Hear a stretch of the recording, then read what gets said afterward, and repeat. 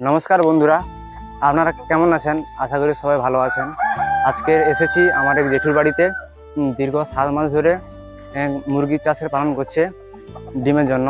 তো জেঠুকে জিজ্ঞেস করব, অত্যন্ত খুব গরম পড়ছে, এই গরমে কীভাবে মুরগির যত্ন নেওয়া যায় সেটাই জিজ্ঞেস করব। চলো জেঠু, এই যে আপনি এত মুরগি চাষ করছেন, এই মুরগিটার জাতির নাম কি? বাবু, এই মুরগিটার নাম RIR। আচ্ছা, এই একটা বিদেশি ক্রস মুরগি।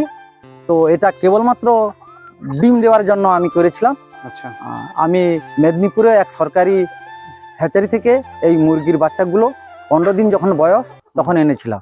আজ 7 মাস হতে চললো। তো শুভ আনন্দ সংবাদ বন্ধুদেরকে আমি দিতে পারি তোমার মাধ্যমে। অক্ষয় তৃতীয়ার দিন থেকেই আমার শুভ সূচনা হয়েছে। ওই দিন থেকেই আমি প্রথম ডিম পেতে শুরু করি এবং প্রত্যেক দিনই ডিম দিচ্ছে।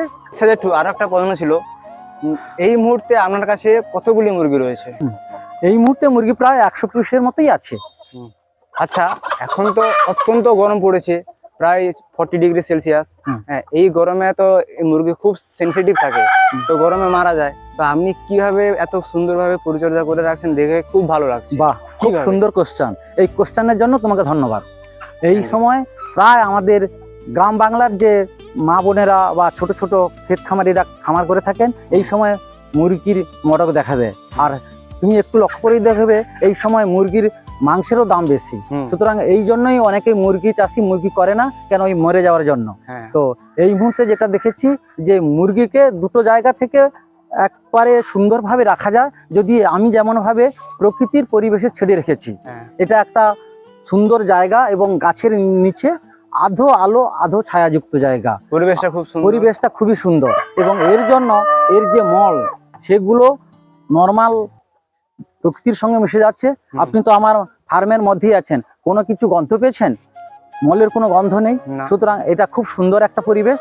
আর কি হয়েছে না, এই সময় ঠান্ডাযুক্ত জল সারা দিনে অন্তত 3 বার চেঞ্জ করে দিতে হবে।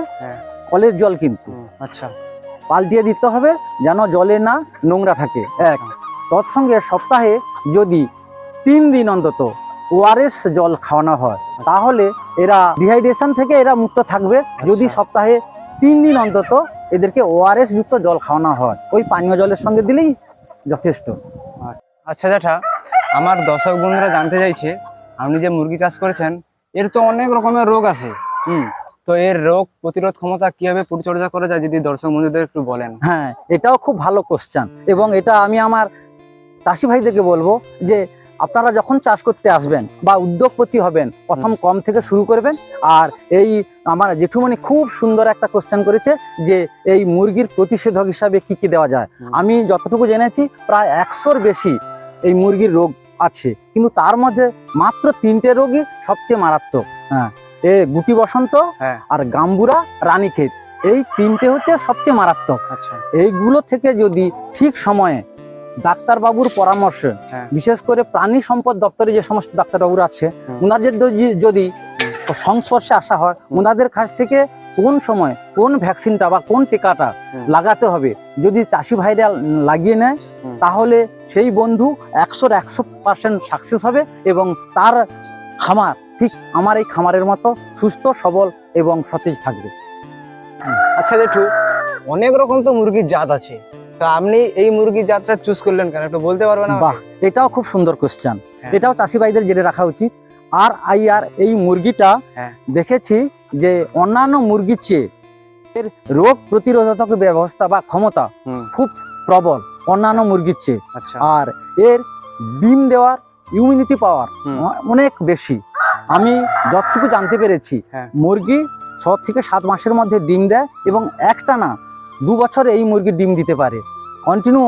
যেটা আমি জানতে পেরেছি যে 365 দিনের মধ্যে ঠিকঠাক যদি খাবার খেয়ে থাকে এবং ক্যালসিয়াম যুক্ত খাবার যদি তার না অভাব হয়, তাহলে অন্তত 1 বছরে 300টার বেশি ডিম দিয়ে থাকে। সুতরাং এটা চাষি ভাইদের ক্ষেত্রে খুবই লাভজনক এবং দেশি মুরগির ডিম আমার গ্রাম বাংলা শহরতলিতে প্রচুর চাহিদা।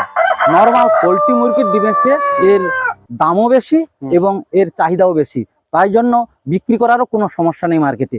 আর এই জন্যই আমি এই মুরগি চাষটা করেছি। আচ্ছা, আমি 100টা মুরগির সম্পর্কে সমস্ত কিছু বললাম। আপনারা ভিডিওটা দেখবেন এবং লাইক শেয়ার সাবস্ক্রাইব করে দেবেন।